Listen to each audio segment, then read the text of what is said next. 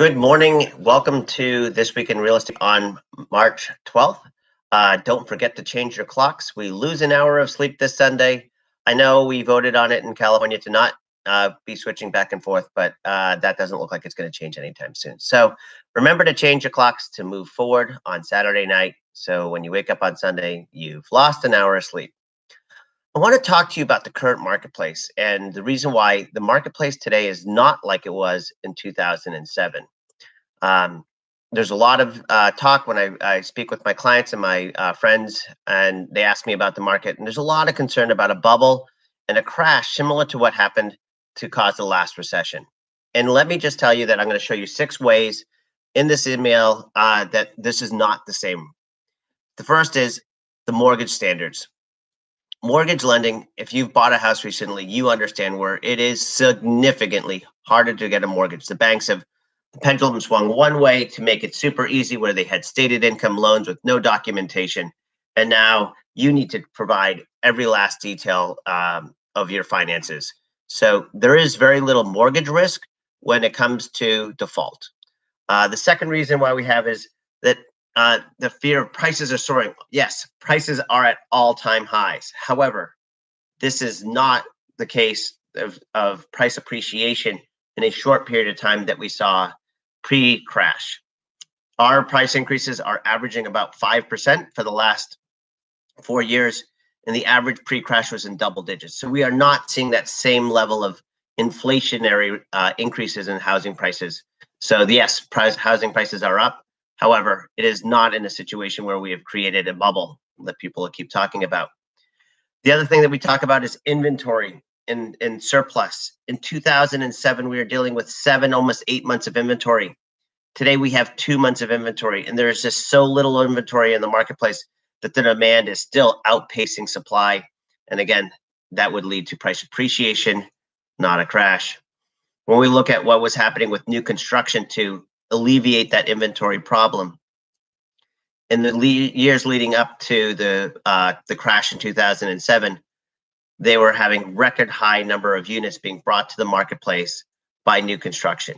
The averages were significantly over the 50-year average of number of units being brought up to market. And for the last 13 years, we have been deficient of that average. And so there is still a high demand for new inventory coming on the market in the form of new construction. Also, we have to look at the reason why the housing is very affordable right now. In 2007, interest rates were about 6.5%. Today, rates are half of that, in the low 3s. So housing is super affordable because, one, we have very low interest rates, and two, over the last 14 years, salaries have been increasing.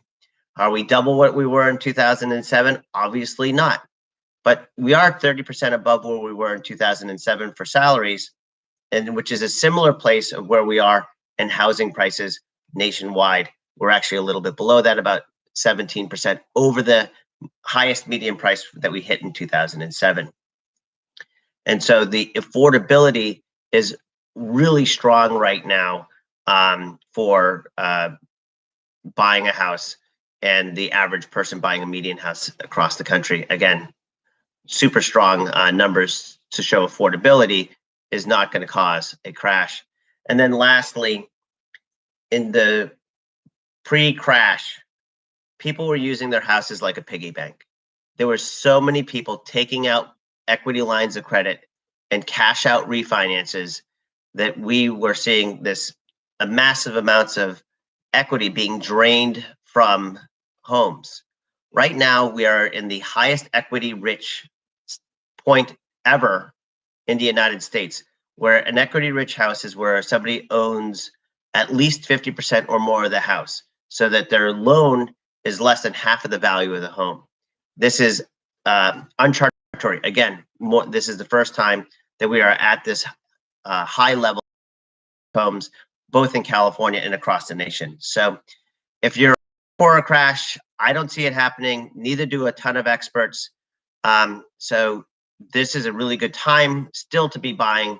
So if you're on the fence and you were thinking about buying, talk to me. Let's talk about your specific situation and see how we can hopefully get you into a house of your dreams soon.